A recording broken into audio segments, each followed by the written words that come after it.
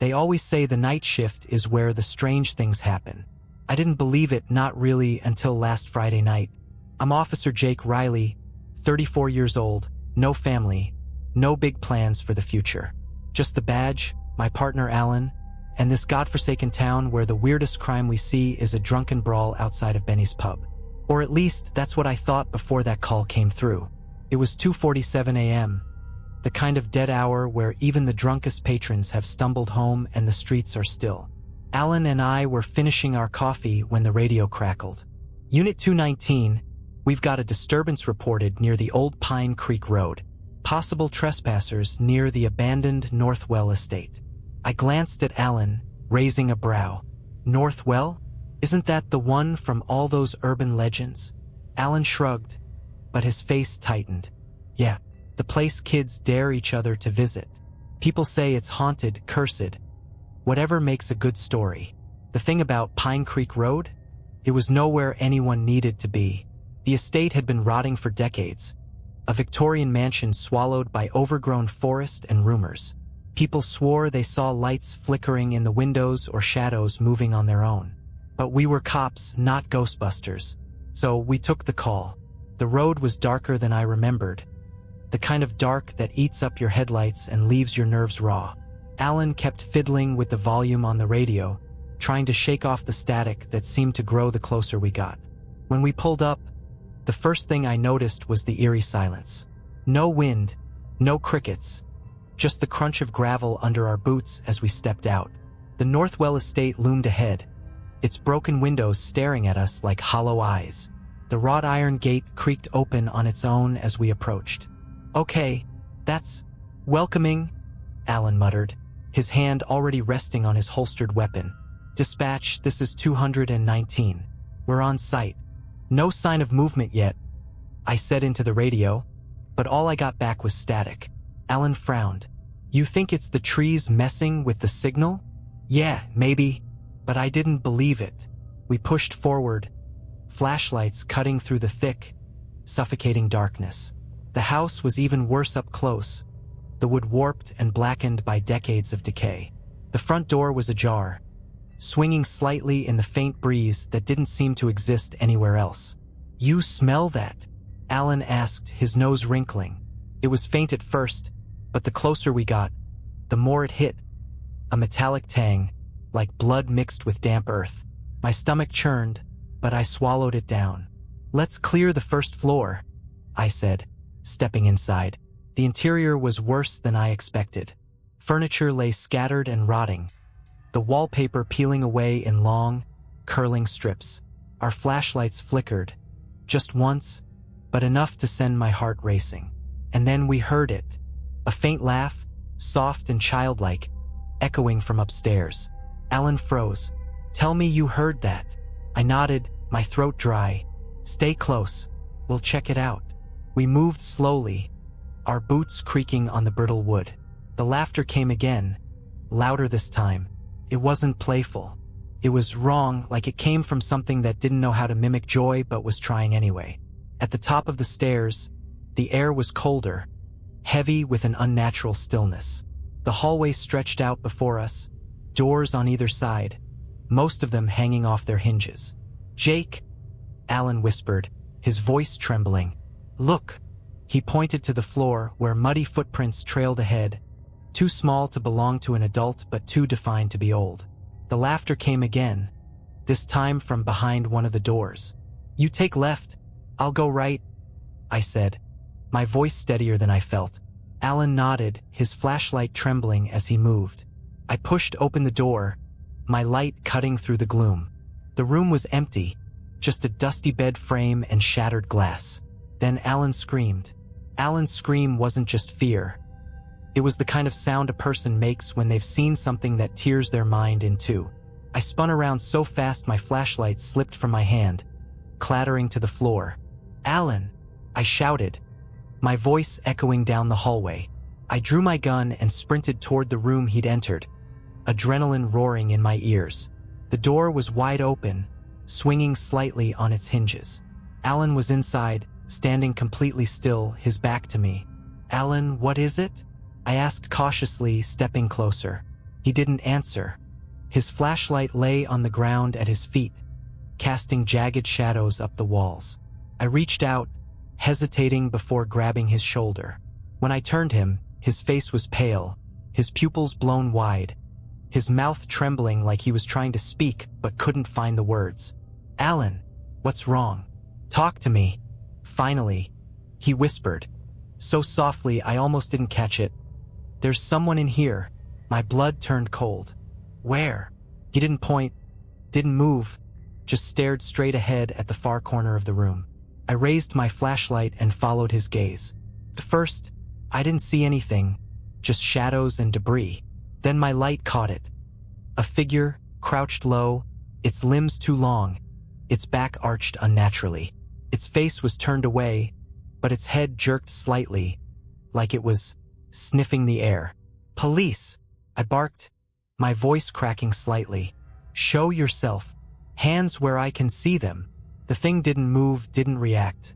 It just stayed there, rocking gently, its breath slow and wet, like it was struggling to contain something inside itself. I stepped forward, gun drawn, my heart hammering so hard it felt like it might burst. "Hey," I said, and then it moved, not slowly, not like a person. It unfolded, its limbs snapping into place like a spider stretching after being crushed. Its head jerked up, and I saw its face for the first time. God help me, I wish I hadn't. The eyes were too wide, too black, like empty pits carved into pale, waxy skin. Its mouth was stretched into a grin, but not one that belonged to anything human. Its teeth were jagged, mismatched, like shards of glass forced into gums that bled with every twitch. And the worst part? It laughed. That same childlike laugh, but louder now, more garbled, like it was coming from a throat that didn't belong to it. "Jake, we need to go," Alan croaked, his voice trembling. The thing took a step toward us, its movements disjointed, like it was being yanked forward by invisible strings. "Back out now," I said, my voice barely holding steady. Alan didn't wait. He bolted for the door, and I wasn't far behind, keeping my gun trained on the thing as it crept closer. The moment we were both in the hallway, I slammed the door shut and threw my weight against it. "Call it in," I shouted, my back pressed against the wood. Alan fumbled with his radio, his hands shaking so badly he almost dropped it. "Dispatch, this is Unit 219, we've got static." "Damn it," Alan cursed, shaking the radio like that would fix it. The door behind me began to rattle. Slowly at first, then harder, like something was slamming against it. I could hear the thing laughing on the other side, that same twisted, mocking laugh that made my skin crawl. "Jake, we can't stay here," Alan said, his voice rising in panic. He was right. Whatever this thing was, it wasn't stopping. We sprinted down the hallway, the floor creaking and groaning under our weight. The house seemed different now, like it was shifting around us. Doors that had been open were now closed. Shadows danced on the walls, though there was no light to cast them. When we reached the stairs, the sound of the door upstairs exploding off its hinges made both of us freeze. And then we heard it, the sound of something crawling. Fast. I didn't look back. Neither did Alan. We bolted down the stairs, nearly tripping over each other in our desperation to get out. The front door was in sight, swinging slightly on its broken hinges. Freedom was just a few steps away when the sound of laughter echoed again, this time from ahead of us. We skidded to a stop, my flashlight swinging wildly. In the doorway stood a second figure, identical to the one upstairs. It grinned at us, tilting its head like a curious dog. "What the hell is this?" Alan whispered, his voice barely audible. The figure stepped forward, and then another stepped out of the shadows behind it. And another. My brain couldn't process it. These things, whatever they were multiplying. "Back door," I shouted, grabbing Alan's arm and pulling him toward the kitchen. The sound of crawling filled the air again, coming from every direction now. The walls seemed to pulse as the house groaned, the laughter growing louder and more distorted. When we reached the kitchen, the back door was there, wide open like it was begging us to run. We didn't hesitate, but as we sprinted into the night, I couldn't shake the feeling that the laughter wasn't fading. It was following us. We hit the backyard at full speed, the grass wet and slick beneath our boots. Alan tripped, sprawling face first into the mud, but I yanked him up before he could even curse. Behind us, the laughter followed, closer now, louder, echoing in a way that didn't make sense. "They're coming," Alan shouted, panic cracking his voice. "Run," I barked, pulling him along. The woods behind the Northwell estate were thick and twisted. The trees gnarled like arthritic fingers clawing at the sky. It was the last place I wanted to go, but it was better than staying in the open. We plunged into the darkness, branches snapping underfoot, the faint light of my flashlight bouncing wildly with every step. Alan was wheezing beside me, his breaths ragged and wet. "Do you see them?" I gasped, glancing back over my shoulder. Alan shook his head, but his wide eyes betrayed the terror he felt. "No, but I hear them." So did I. The laughter didn't sound human anymore, not even close. It was layered now, a cacophony of voices overlapping, some high and shrill, others low and guttural. It came from everywhere and nowhere all at once, twisting through the trees like a living thing. I didn't know how long we ran, but when we finally broke into a small clearing, my legs were screaming and my lungs felt like they were filled with razor blades. Alan collapsed onto his knees, clutching his chest. "Wait," he panted, his voice barely audible. "Just wait." I turned in a slow circle, my flashlight sweeping the tree line. The woods were deathly still, the kind of silence that presses on your ears. The laughter was gone, or at least I couldn't hear it anymore. "Do you think we lost them?" Alan asked, his voice shaking. "I don't know," I admitted, gripping my gun tighter. That's when I noticed it. The air felt wrong, heavier somehow, like the atmosphere had thickened. The hair on the back of my neck stood up, and my stomach churned with the undeniable sense that we weren't alone. "Jake," Alan whispered. I turned to him, following his gaze. On the far edge of the clearing, barely visible in the faint glow of my flashlight, was one of the figures. It stood perfectly still, its head tilted at an unnatural angle. Then, another stepped out of the shadows beside it. And another. I counted 5 in total, their black, hollow eyes fixed on us, their grins stretching wider and wider until it looked like their faces might split apart. "Jake!" Alan's voice was little more than a strangled breath now. "Don't move," I hissed. My mind raced, searching for options. We couldn't outrun them. We couldn't fight them, not with just the two of us. And then, as if sensing my hesitation, the figures began to move. They didn't walk. They didn't crawl. They glided, their feet never touching the ground, their bodies jerking in unnatural, puppet-like movements. "Jake, what do we do?" Alan asked, his voice cracking. Before I could answer, the air grew colder, the temperature plummeting so fast I could see my breath. My flashlight flickered, casting wild, erratic beams of light across the clearing. The figures were closer now, their movements faster, more erratic. "Go!" I shouted, shoving Alan toward the trees. We bolted again, plunging back into the forest. The laughter returned, louder than ever, reverberating through the trees like a physical force. My flashlight died completely, plunging us into near-total darkness. I could barely see Alan ahead of me, just a vague silhouette against the faint light of the moon filtering through the branches. "Keep going," I shouted, though I wasn't even sure which direction we were headed anymore. And then, the ground disappeared beneath me. I fell hard, my body slamming into the earth below. I groaned, pain flaring in my ribs as I tried to push myself up. "Jake!" Alan's voice echoed from somewhere above. "I'm fine," I called back, though the sharp sting in my side suggested otherwise. I fumbled for my gun, which had slipped from my grip during the fall. My fingers brushed against the cold metal just as the sound of movement reached my ears. Slow, deliberate footsteps. I froze, my heart pounding in my ears. "Alan?" I whispered, though I already knew the answer.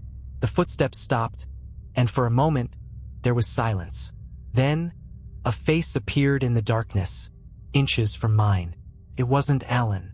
The face was inches from mine, So close I could feel the icy cold radiating off its waxy skin.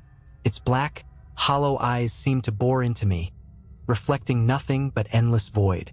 Its grin stretched unnaturally wide, those jagged, mismatched teeth glinting faintly in the dim light.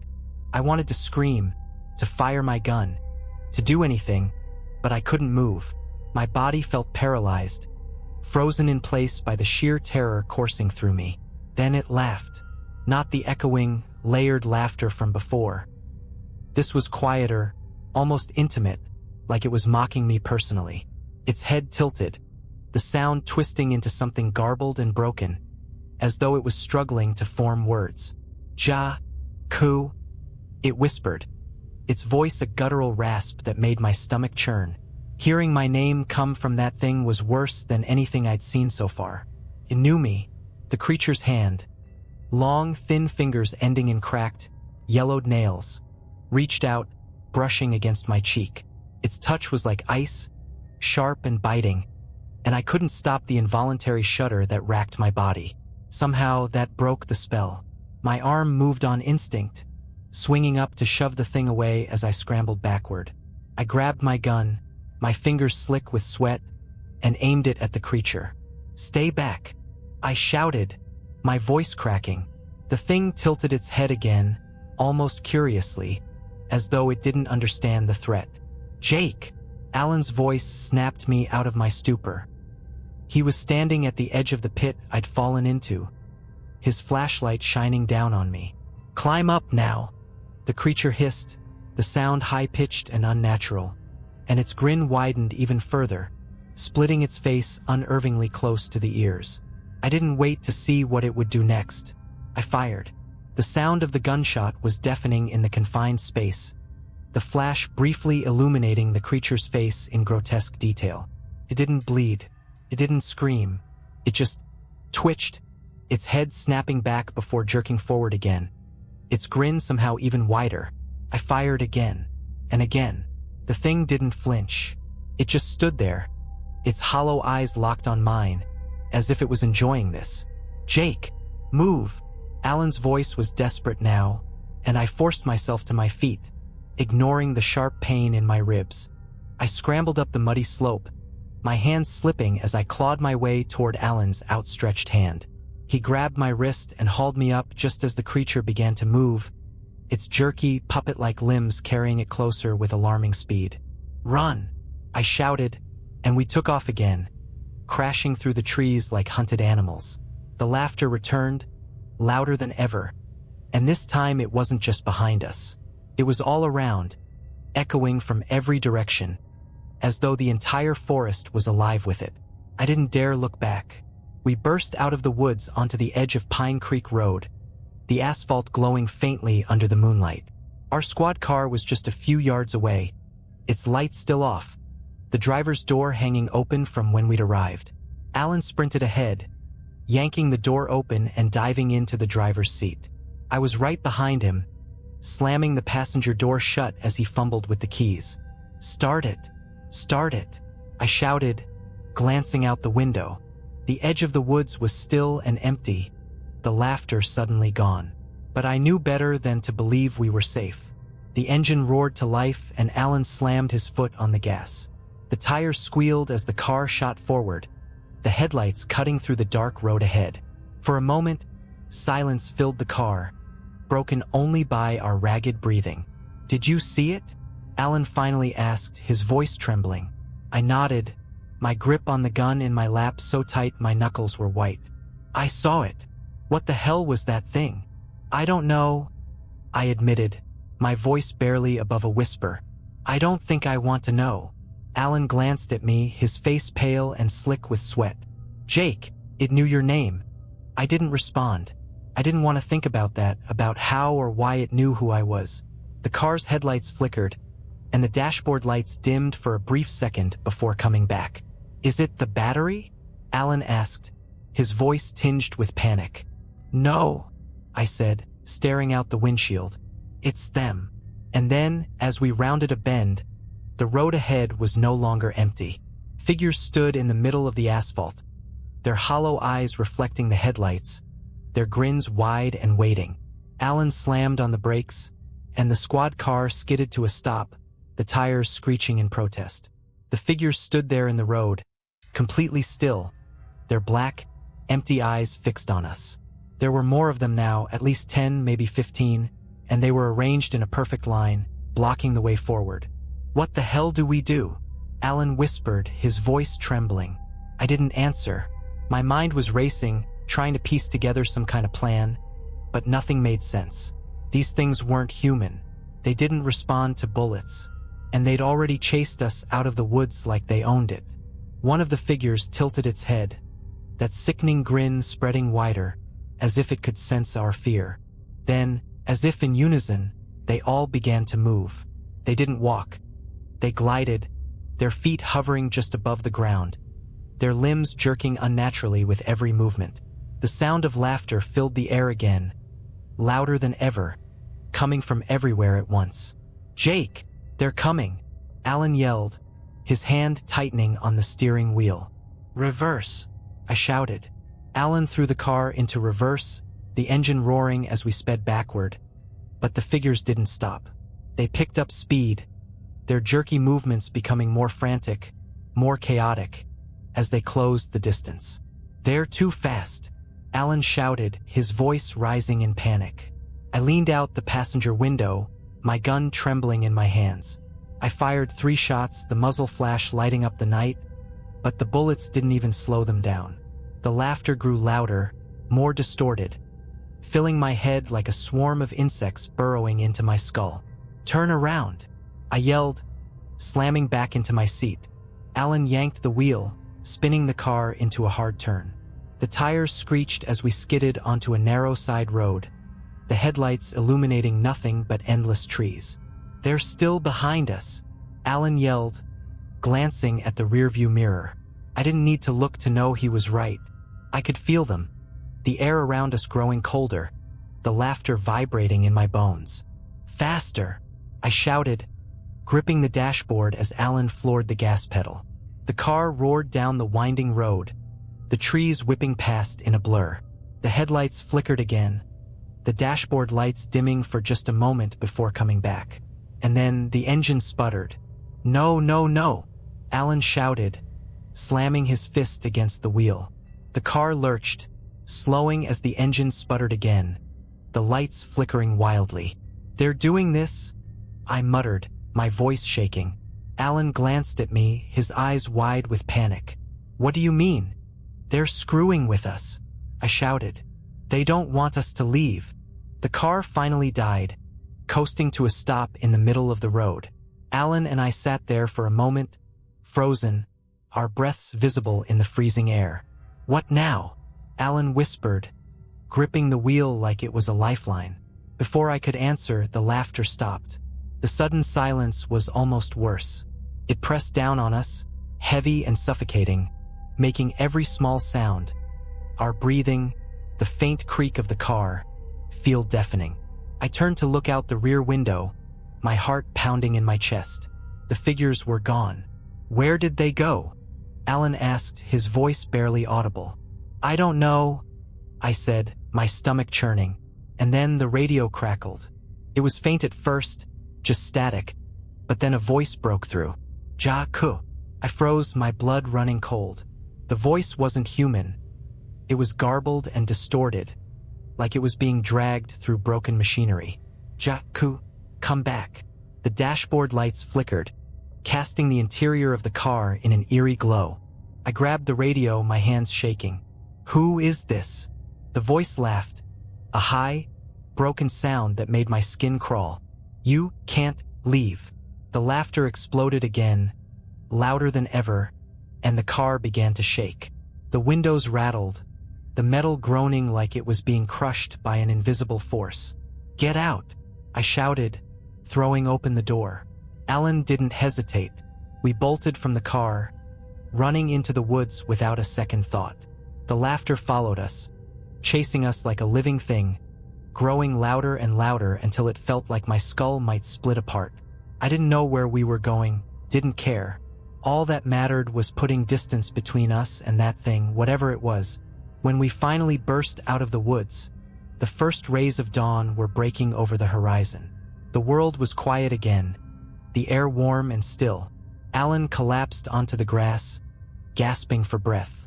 I fell to my knees beside him, my entire body trembling.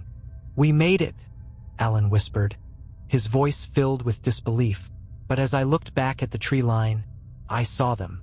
The figures stood just inside the shadows, their hollow eyes watching us, their grins wide and waiting.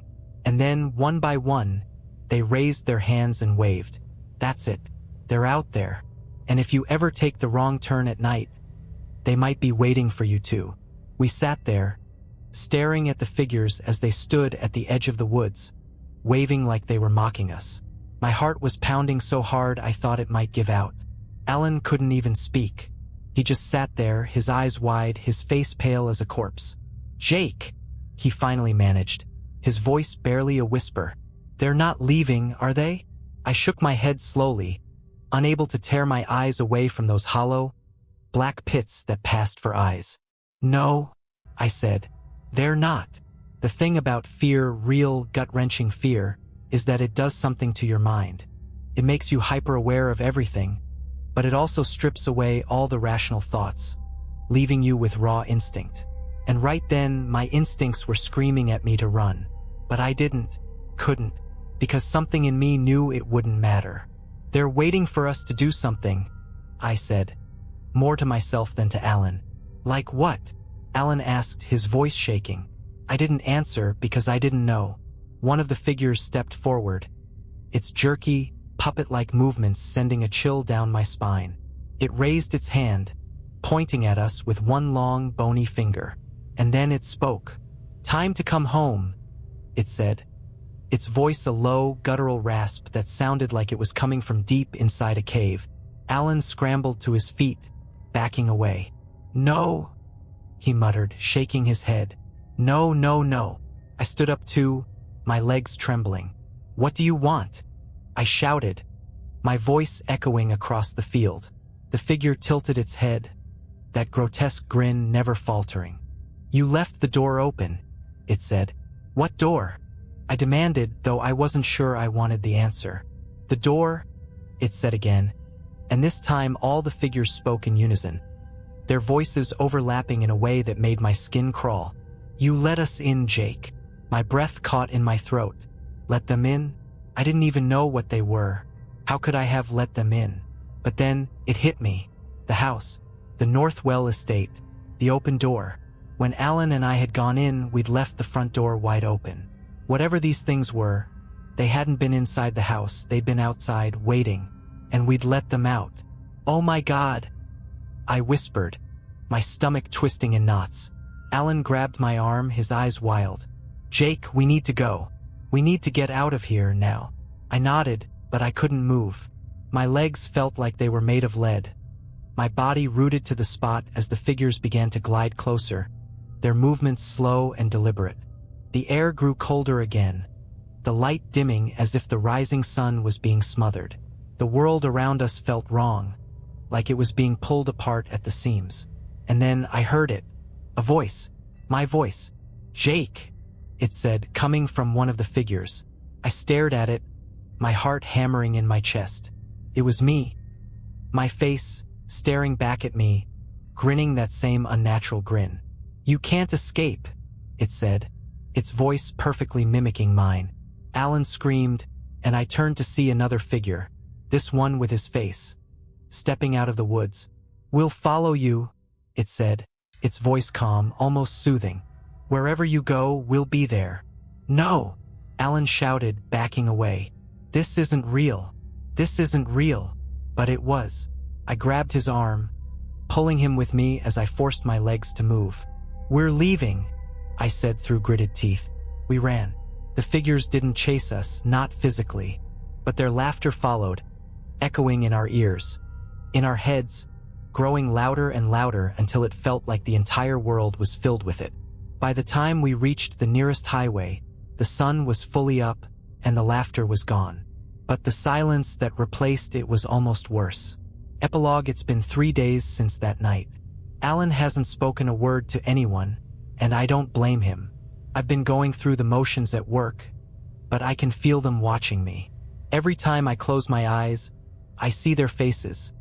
My face, Alan's face, grinning at me from the shadows. Last night, I heard the laughter again. Faint, but unmistakable. And this morning, I found muddy footprints leading up to my front door. The door was locked. The house was empty. But I know they're still out there, waiting, watching, and someday they'll come back. For me, for you, for anyone who leaves the door open. I haven't slept in 3 days. Every time I close my eyes, I hear them. The laughter, that awful, overlapping, wrong laughter. It echoes in my head, louder and louder, until I'm sure they're in the room with me. Alan quit the force. I don't blame him. He packed up and left town without telling anyone where he was going. I tried calling him, but he wouldn't answer.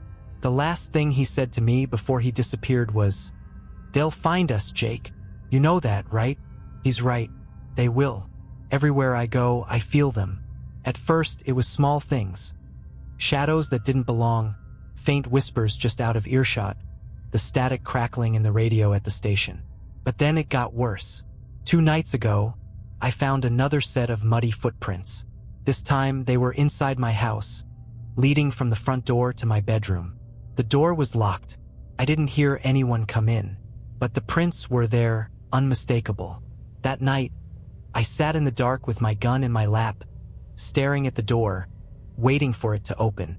Didn't, but I could hear them, just outside. "Jake," they whispered, their voices overlapping, blending into one grotesque harmony. "Come outside." I didn't move. The next morning, the footprints were gone. I thought I was losing my mind. Maybe I am. But then last night I saw them again. I was driving home, taking the long route through the outskirts of town, when I saw something in my rearview mirror. At first, I thought it was just my imagination, a trick of the dim streetlights casting shadows across the road. But then the shadows moved. They were there, standing in the middle of the road just like before. Only this time, it wasn't just their hollow, black eyes and 2 wide grins that haunted me. This time, I saw myself among them. I slammed on the brakes, but when I turned around, the road was empty. I didn't sleep that night, and now I'm sitting here, writing this because I need someone to know what's happening. I need you to understand. It's not just me. They're everywhere. They're in the shadows at the edge of your vision. They're in the silence that fills your room when the lights go out. They're in the corners of your mind, waiting for the moment you let your guard down. They'll find you just like they found me, and when they do, you won't see them coming. You'll leave the door open, and they'll come in. I'm done writing now. There's a knock at the door. I know it's them. They found me. If you're reading this, it means I didn't make it. Don't make the same mistake I did. Don't let them in. The knocking started softly, just 3 gentle taps, like a neighbor dropping by to borrow sugar. But I knew it wasn't a neighbor. I sat frozen, my hand gripping the gun so tightly my knuckles turned white. My mouth was dry, my pulse hammering in my ears. "Jake!" They said my name again, this time from the other side of the door. The voice wasn't urgent or angry. It was calm, almost cheerful, as if whoever, or whatever, was out there was enjoying this. "Jake, we just want to talk." I didn't move, couldn't. The door creaked, just slightly, as if they were testing it. My heart dropped. I checked it 3 times before I sat down. It was locked. I was sure it was locked. But locks didn't matter to them. "Jake," the voice said again, and then in that layered, broken harmony, they spoke as one. "You've been gone too long. It's time to come back." My body finally snapped into action, adrenaline surging through me. I aimed the gun at the door, my finger on the trigger. "Get out of here," I shouted, my voice trembling. Silence. For a moment I thought maybe they were gone. Maybe they'd given up. And then the laughter started. It was quiet at first, just a faint chuckle that sounded like it was coming from everywhere at once. But it grew louder and louder until it filled the house, shaking the walls, rattling the windows. I couldn't take it anymore. I fired at the door, the sound deafening in the enclosed space. The laughter didn't stop. I fired again and again. The door splintered under the barrage of bullets, and the silence that followed was almost worse than the noise. I stood there, breathing hard, waiting for them to rush in, to drag me into whatever nightmare world they came from. But nothing happened. The door swung open slowly, creaking on its hinges. The hallway beyond was empty. I took a step forward, gun raised, every muscle in my body tensed. "Where are you?" I whispered, though I wasn't sure I wanted an answer. "Jake!" The voice came from behind me. I spun around, and there they were. All of them. The figures filled the room, their hollow eyes locked on me, their grins stretching impossibly wide. I could see myself among them, my own face staring back at me, twisted and wrong. "You can't escape," my doppelganger said, its voice perfectly mimicking mine. I stumbled back, my legs giving out as I hit the floor. The gun slipped from my hand, clattering uselessly to the ground. They moved closer, surrounding me, their bodies jerking unnaturally as they leaned in. The air was ice-cold now, my breath visible in short, panicked gasps. "It's time to come home," they said in unison, their voices blending into that horrific harmony. "No," I whispered, shaking my head. "This isn't real. This can't be real." "Oh, it's real," my doppelganger said, kneeling in front of me. His grin stretched so wide I thought its face might split apart. "And you're part of it now." The room started to spin, the walls warping and twisting as the laughter grew louder, louder, until it was all I could hear. My vision blurred, darkness creeping in at the edges. And then, everything went black. The police report 2 days later, Officer Alan Reeves walked into the precinct. He was calm, composed, his uniform pristine. He greeted everyone with a smile, something he'd never done before. "Morning, Chief," he said, his voice eerily cheerful. The chief frowned, glancing up from his paperwork. "Reeves, where the hell have you been? You just up and disappeared. And where's Riley?" Alan's smile widened, but it didn't reach his eyes. "Jake's gone home." The chief's frown deepened. "What the hell does that mean? Home where?" Alan didn't answer. He just walked out of the precinct, his steps measured, his grin frozen in place. They found my squad car a week later, abandoned on Pine Creek Road. The engine was dead, the doors wide open. Of me there was no sign, but the footprints. They were there, leading from the car to the edge of the woods, and then stopping. If you're reading this, consider yourself warned. Never leave the door open. Weeks have passed since Alan's return, and since I disappeared. Or rather, since something else replaced me. Alan's sudden, uncharacteristic behavior didn't go unnoticed at the precinct. Whispers traveled quickly. He wasn't the same. The chief requested an evaluation after Alan failed to respond to direct questions about the night we answered that fateful call. He was still showing up for work, still writing reports, but they were strange, empty. The final straw came when the chief walked into the locker room late one evening and found Alan sitting on the bench, staring blankly at a small mirror. He wasn't looking at his reflection. He was talking to it. "Do you think they'll come back for me?" Alan had whispered, his voice trembling. "Or am I already one of them?" The chief didn't know how to respond, so he quietly left the room. Alan didn't return to the station after that night. He stopped answering calls, stopped showing up for duty. The last anyone saw of him was on a convenience store security camera, buying 2 cans of soup and a box of matches. He was smiling in the footage, but his eyes looked dead. The missing squad, meanwhile, the department tried to piece together what happened to me. They sent a search team to the Northwell estate. 5 officers went in. 2 came out. Sergeant Daniels was one of them. A 25-year veteran of the force, Daniels had seen more death and horror than most people could imagine. But when he stumbled out of those woods, he was a shell of himself. His hands shook uncontrollably, his face pale, his lips moving in a silent prayer. The other survivor, Officer Becca Hayes, was worse. She wasn't speaking at all. She just sat in the back of the rescue vehicle, rocking back and forth, clutching her badge so tightly it left deep impressions in her palm. The The 3 missing officers. Their bodies were never found, but their voices were. The search team's radios continued to pick up static for days after the mission was called off. And through the static, faintly, came the laughter. The final transmission 1 month later, the chief received a package at the station. It had no return address, just his name scrawled in shaky handwriting. Inside was a single cassette tape, the kind no one uses anymore, along with a handwritten note that read, "We're not done yet." The chief hesitated, then popped the tape into an old player they kept in evidence storage. First, it was just static. But then, a voice came through. "Chief, it's me, Jake." It was my voice, but it wasn't me. "I don't have much time," the voice said, crackling through the tape. "They're everywhere, watching, waiting. I don't know how long I've been here, or what's real anymore. But I need you to know one thing." The tape cut out, replaced by that god-awful laughter. Then, a new voice spoke. It wasn't mine. It wasn't anyone's. It was a deep, guttural growl, layered with countless whispers. "We are already inside." The tape ended.